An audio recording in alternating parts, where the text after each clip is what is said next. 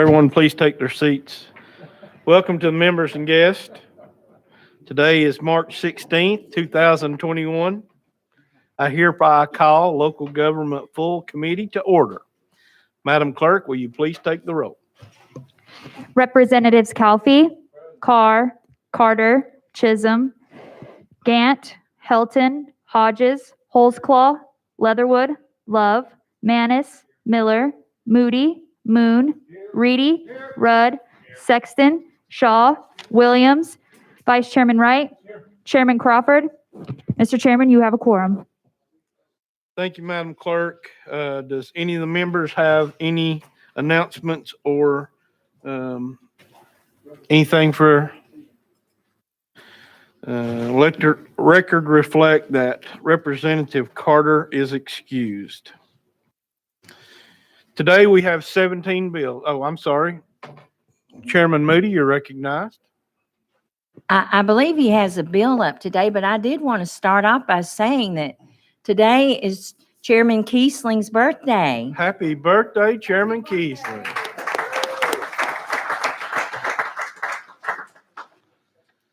I think if it's your birthday, your bill gets automatically rolled to the bottom.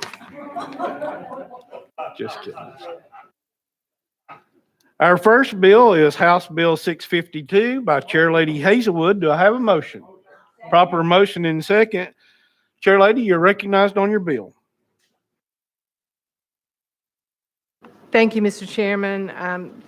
This legislation is just removing some outdated requirements and some requirements for utility districts and utility authorities and providing consistency in the code. There are just a number of places where there were inconsistencies, particularly about budgeting requirements and so forth. It also requires the comptroller oversight for water and waste management for water and wastewater authorities, the same oversight that's required for utility districts. With that, Mr. Chairman, I stand ready for any questions. Is there any questions for the Chair Lady? We have a question on the bill, but before we can do that, we have a couple of speakers that would like to speak. So at this time, without objection, we'll go out of session. And our first speaker today will be Hayden Pendergrass. Is he here? He's passing. Next on the list is Betty Knotts. Is she here? Okay. That takes care of our speakers. So we'll now go back into section. And we have a question on the bill from Leader Gant. We're ready to vote. All those in favor of, let me get my right bill number, House Bill 652, moving on to Calendar and Finance, Ways and Means, please say aye. Aye. Those opposed, no. Bill moves on to Finance, Ways and Means. Thank you, Chair Lady. Our next bill is a local bill, House Bill 1528 by Chairman Powers. Do I have a motion? Proper motion and second. The bill is before us properly, and I do have a vote of 2/3 from his local chairman. So, Chairman Powers, you are recognized. Thank you, Push. okay, we on now. Okay. Sorry, Patsy turned it off on me, I believe. House Bill 1528 allows the city of Jellicoe, subject to local approval, to levy a 2% tax on the purchase of food from restaurants with over $200,000 in sales per year. This revenue will be applied to debt reduction that was incurred a few years ago before the comptroller stepped in and helped restructure the finances of the town. The tax will have a sunset provision to expire when the debt has been eliminated. Got in trouble a few years ago trying to reduce the debt, and so this would have to be subject to local approval, so it's go on the ballot. And with that, I'll take any questions. Any questions been called on the bill? All those in favor of House Bill 1528 moving on to Calendar and Rules, please say aye. Aye. Those opposed, no. Bill moves on to Calendar and Rules. Thank you, Mr. Chairman. Committee. Item number 3, House Bill 230 by Chairman Vaughn. Is he with us? We will roll him down to, let's roll him down 3 spaces.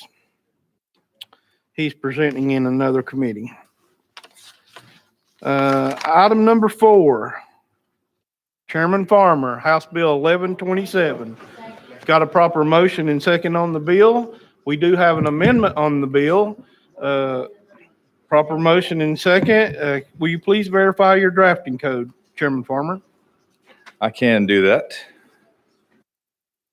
And that would be, is that 4377? That is correct. Okay, good deal. We've got a proper motion and second on the amendment. You're recognized on the amendment, sir. And brought this amendment, I'd worked with the HOA Association, Miss Gentry, and we brought, this just cleans up a couple things, takes out the redundancy in the bill itself, and then cleans up some language. So it's non-substantive in nature.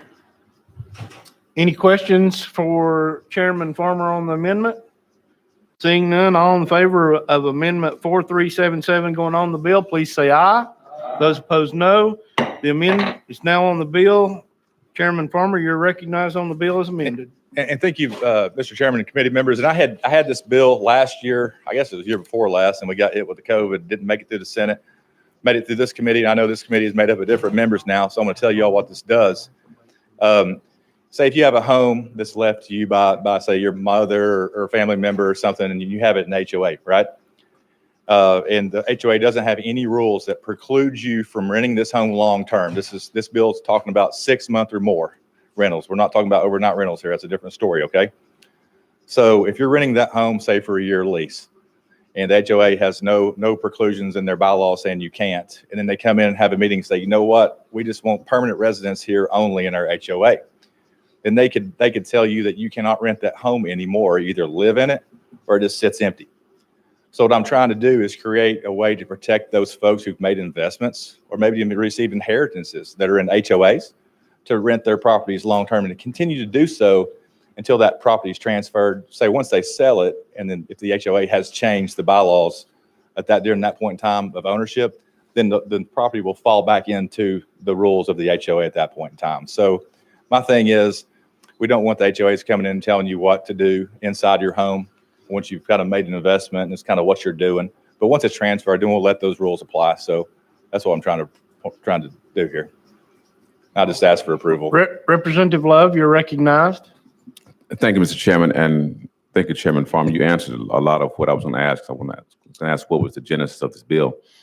But I want to be clear that you said this has nothing to do with short-term rentals, correct? No, it does not, and we specifically put that language in there. This is 6 months or longer. Didn't want to get into the short-term argument here, so this is long-term rentals. Representative Shaw, you're recognized. Okay. Is there any more questions? I had a follow-up, thank you, Mr. Chairman. Go ahead, Representative Love. And just be clear, because I've got emails about this, about whether this would allow corporations to come in and purchase houses and then rent those out. Well, I think that, Mr. Chairman. Chairman, go ahead. I apologize. I think under the current law and the current structure of some HOAs, I think, entities could come in and purchase homes in that HOA under an LLC status currently. And, the thing about what I thought about is this, if this was such a big issue for these HOAs, why haven't they taken this last 2 years, a year and a half to do something about this?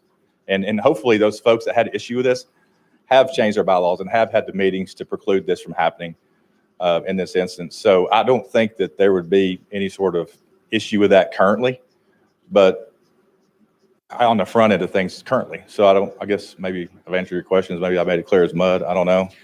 So. All right, thank you. Thank you, Mr. Chairman. We have the question has been called on House Bill 1127 as amended. All those in favor, please say aye. Those opposed, no. Bill moves on to calendar and rules. Yeah, thank you, Mr. Chairman, committee members. You're welcome. Without objection, I'm going to call House Bill 230 up by Chairman Vaughn. Got a proper motion in second on the bill. We do have an amendment on the bill. Soon as they get done cleaning the podium, if you don't care, Chairman Vaughn, please verify your drafting code. Thank you for the courtesy courtesy, Mr. Chairman, the drafting code is 4518. That is correct. We got a proper motion and second on the amendment. Chairman Vaughn, you're recognized on the amendment. Thank you so much, Mr. Chairman and committee. This bill was brought to me by one of my constituents. Situation came up during the pandemic and has since manifested itself. What this allows a property tax payer to appear in front of the Board of Adjustment via electronic means at the choice of the taxpayer. What this will do is this makes this the Board of Adjustment to have to be able to allow those people to, and it can be whether it be speakerphone, whether it be iPhone, whatever means that they put forth, but basically they can register their attendance by being there electronically. We believe this allows elderly and folks that are concerned about their health to be able to stay segregated and still have their concerns met. Question on the amendment? Yes. Is that what you're calling? Yes, sir. Okay, we have a question on the amendment. All those in favor of putting amendment number 4518 on to House Bill 230, please say aye. Those opposed, no. The bill is now amended. You're recognized, Chairman Vaughn, on your bill is amended. Question has been called on the bill. We're ready to vote. All those in favor of House Bill 230, moving on to calendar and rules, please say aye. Those opposed, no. Your bill moves on to calendar and rules. Thank you, Chairman. Thank you, committee. Yeah, our next bill is by Chairman Halford, and he's presenting in another committee. So we will skip over those two, and we will come to the birthday boy, Chairman Kiesling. House Bill 719. Do I have a motion? Proper motion and second. We do have a drafting code for an amendment. Can you verify that, sir? We'll do our best. Thank you, Chairman, and thank you, Chair Lady Moody. I appreciate that. Very kind of y'all. The drafting code for our amendment, Chairman, is 4473. Hope that complies with what you have, sir. That is correct, sir. So We have a proper motion and second on the amendment. Chairman Kiesling, you're recognized on your amendment. thank you. And that the amendment actually makes the bill. And let's talk about the amendment. Right now, the amendment was written to address the concerns of the County Mayor's Association and the TCSA, Tennessee County Sheriff's Association. It clarifies that the bill does not direct the method for providing these services. Further, it states that the service can be provided by a public, private, or nonprofit entity by contract through interlocal agreement with a hospital or healthcare facility, or for that matter, any other structure suitable to provide at least one licensed ambulance service. It reiterates that a county is not, I repeat, is not required to appropriate county revenues for this service if it can be provided by other means. And finally, the amendment codifies the existing relationship between counties and municipalities in regards to their ability to provide this service with the approval of their governing bodies. Mr. Chairman, for those members that were not in your sub last week, I know you brought to my attention and I think this is timely, maybe I should wait and see if we can get a vote, approval on the amendment before I go into my final remarks here from last week. But I know your question, you had a couple of questions that you posed to us. And the first one was, is this bill in any way creating a franchise for any of our counties? And then your second question was, does the bill restrict a public service along with a county funded service? Now, counties may have 3, 4, 5 services, which is true, if that's what it takes to cover the county with correct service. And my response was no, that is correct. And I followed up with the lobbyist on that. Thank you, Chairman Kiesling. And is there anyone like to be recognized on the amendment? Representative Shaw, you're recognized. Thank you, Mr. Chairman. And Mr. Chairman, just so I can understand, the amendment to authorize counties to provide for the provision of, if I can turn this page, ambulance services within other local governments which have not established ambulance services without approval of the applicable governing body to be served. Explain that, make that clear to me exactly what that amendment is saying. Right now, in statute, the only two services that are provided, or in statute to be provided, is fire and police. And all we're trying to do is get this codified or get this in statute where that a county would provide, it would be designated as an essential service. Now, let me further state that it directs all county governments, Representative Shaw, the county government bodies to make provisions to ensure that at least one licensed ambulance service is available within that county. 2, it establishes that counties that are not required to appropriate county revenues for ambulance service. And then 3, it authorizes counties to provide for the provision of ambulance service within their local governments. Now, we have, Representative Shaw and others, Mr. Chairman, I think we have received approval from you for any testimony that might come forward that I can't address. But back to you, Representative Shaw. Was there anything? I don't know. Did I address your question properly? Representative Shaw. I think you did. It has to be one licensed unit on duty at all times. That's correct. Or more, I assume. It doesn't restrict how many, but it's got to at least be one. That's correct. Okay, Yes, sir. thank you. Thank you, Mr. Chairman. All right, let's get the bill in the proper move here. We have a proper motion and second on the amended. Is there any more discussion on the amendment? Seeing none, we're ready to vote on Amendment 4473. All those in favor say aye. Those opposed, no. The amendment is now on House Bill 719. We do have speakers that have been approved. We will recognize at this time Tim Booker. If there's no objection, we'll go out of session. Is Mr. Booker here? No. Okay. Without objection, we'll go back into session. And we're ready to move forward on the bill that's amended. We do have questions being called. We're ready to vote on House Bill 719 as amended. All those in favor, please say aye. Those opposed, no. The motion carries. Thank you, Your bill Mr. moves on to Chairman. Finance, Ways and Means. Finance, Ways and Means. Well, thank you, Mr. Chairman and committee. You're welcome. I think the birthday boy buys dinner tonight. Is that right? That's always been my understanding. Yes, sir. The time is TBD to be right now, but I'll inform everybody. What? I do see Chairman Halford has come into the room. Without objection, we will skip back and take up item number 5. We have a proper motion and second on House Bill 665. Chairman Halford, you're recognized on your bill, sir. Thank you, Mr. Chairman. I apologize for being late, but it's just one of those kind of days.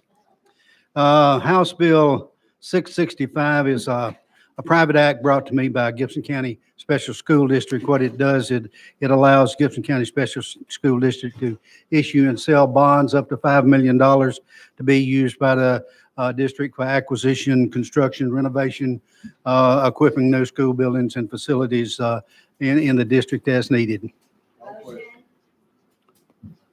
We've got a motion and second.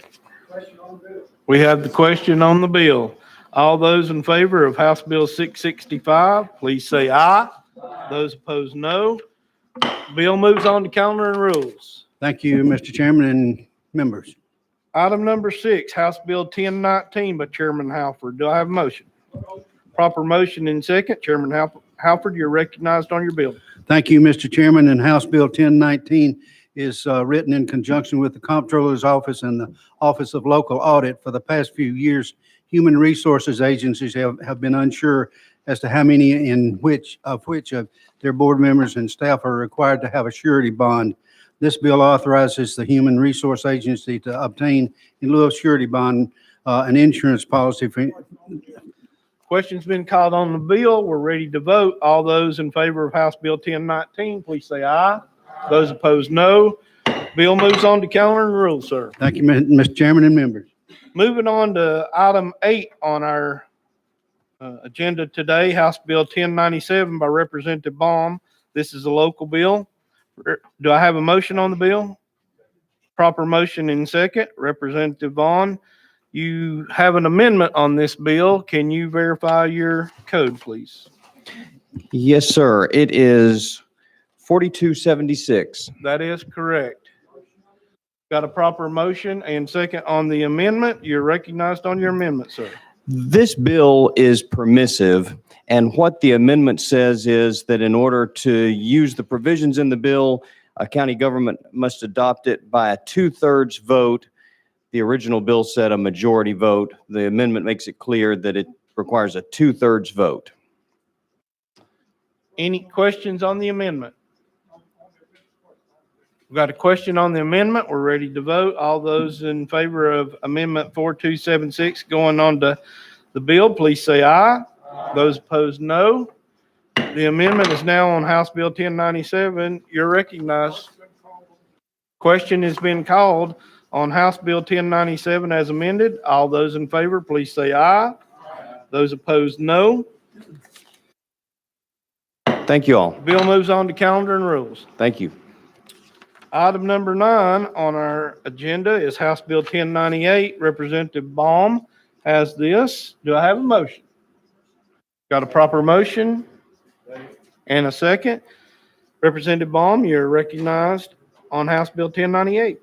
Thank you, Chairman Crawford. Currently in Tennessee Code, county election commissions are required to go to assisted living facilities in order to administer absentee ballot applications and procedures. It's not clear in the code whether those living in independent living dwellings on the assisted living campus are able to participate in these early voting procedures. In some counties, they've been allowed to, and in other counties, they have not been.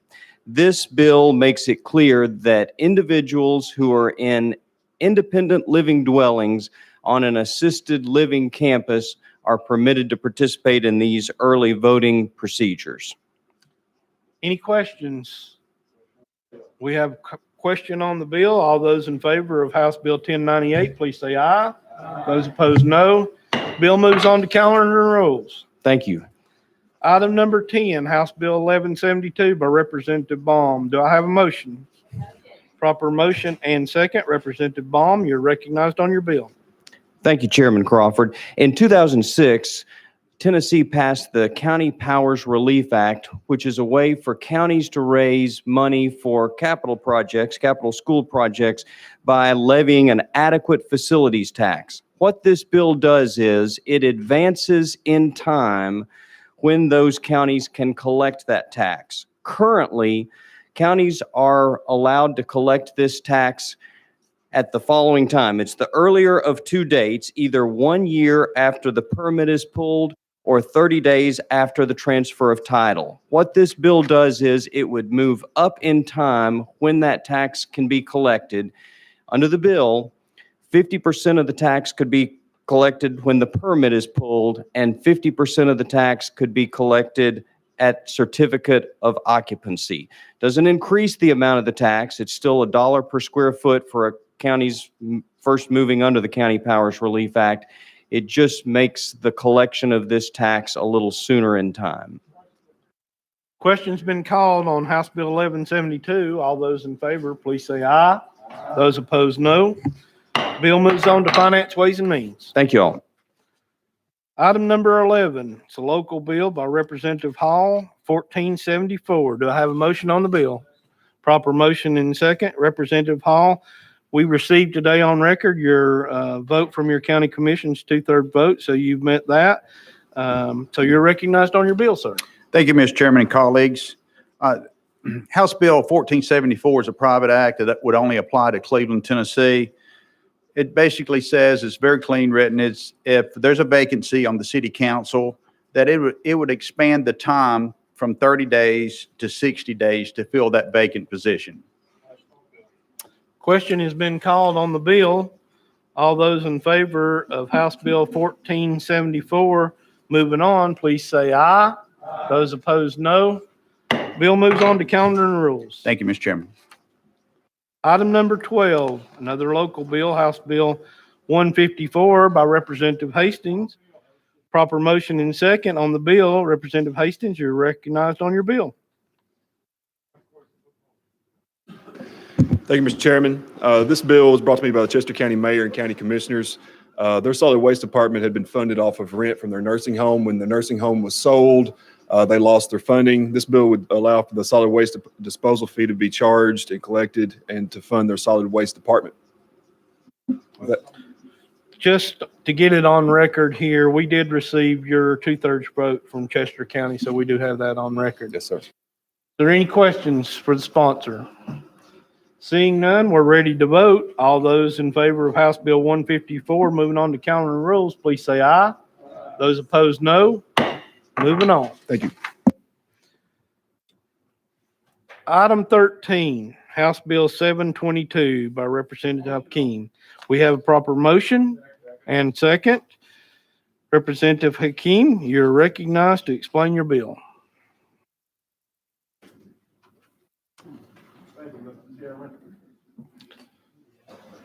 Thank you, Mr. Chairman and members. This bill, Representative Hakeem, would you mind to take your mask down so the members can understand you a little better? Okay. Thank you, sir. yes, sir. All right, Mr. Chairman, what this bill does is if an election commissioner, family member is running for office, that election commissioner would be recused from the job for 30 days prior to the election. And after the election, they would be able to go back to the job.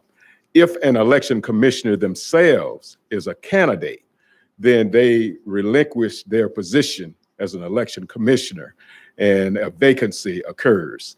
Now, the part I just told you about, the election commissioner vacating that position, that is already in the policy or code that we have in the state.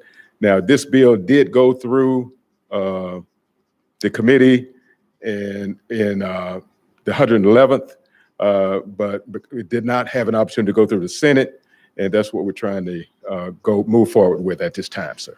Any questions for the sponsor? Seeing none, we're ready to vote on House Bill 722. All those in favor, please say aye. Those opposed, no. Your bill moves on to calendar and rules, sir. Thank you, Mr. Chairman and members. Item 14, House Bill 968 by Chairman Holtzclaw. Is he here? Okay. He'll be presenting from his position on the diocese. Do I have a proper motion? Proper motion in second. Chairman Holtzclaw, you're recognized. Thank you, Chairman. Basically, HB 968 allows counties recognized as Tier 2 through 4 by the Department of Economic and Community Development to offer incentives that are approved by municipalities to promote development of single-family housing in the area in which we're a major short of. With that, I renew my motion, Mr. Speaker.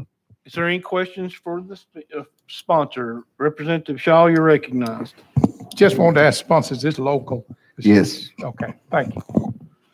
Any other questions? Seeing none, we're ready to vote on House Bill 968. All those in favor, please say aye. Those opposed, no. Your bill moves on to calendar and rule, Chairman. Thanks, Speaker. Item 15, House Bill 612 by Leader Gant. Do I have a motion? Proper motion and second. Leader Gant, you're recognized on your bill. Thank you, Mr. Chairman and committee.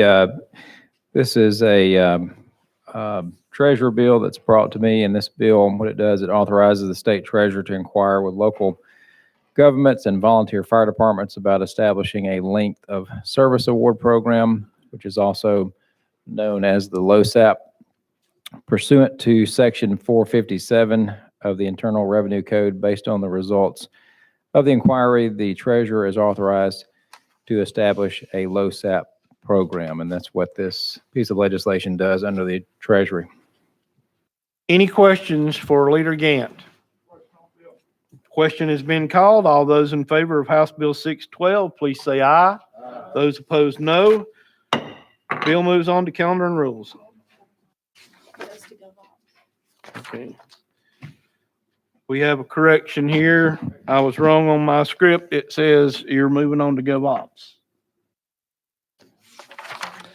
Item 16, House Bill 1179 by Chair Lady Moody. Do I have a motion? It's a proper motion. And is there a second? Properly seconded. Chair Lady Moody, you're recognized on your bill. Thank you, Mr. Chairman and committee. This legislation would apply the same penalty to officers of a PAC with unpaid civil penalties for reporting or contribution violations that are applied to individual candidates. It's just as a matter of fairness to ensure that PACs are treated the same manner as candidates are. And with that, I appreciate a yes vote. Any questions for Chair Lady Moody? Seeing none, we're ready to vote on House Bill 1179. All those in favor, please say aye. Those opposed, no. Bill moves on to calendar and rules. Item 17, our last bill for today is House Bill 633 by Vice Chair Wright. Do I have a motion? Motion. Proper motion? Second. Vice Chairman Wright, you're recognized on your bill, sir. Thank you, Mr. Chairman. This is House Bill 633. It's brought to us by the Register of Deeds Association and the County Officials Association of Tennessee. It's a cleanup bill on the transaction of an electronic communication. It clarifies that the person making the certification has the document or is a licensed attorney. The certification is also notarized. It does add that it has to be a 10-point font size or larger. This bill was with us in the last session and was on consent calendar on March the 9th. With that, I move that I request that you all vote for it. Any questions for the sponsor? Seeing none, we're ready to vote on House Bill 633. All those in favor, please say aye. Aye. Opposed, no. Your bill moves on to calendar and rules, sir. Do any of the members have announcements or personal orders? Seeing none, thank you all for coming today. We got a lot of business done in quick time, so this concludes our meeting.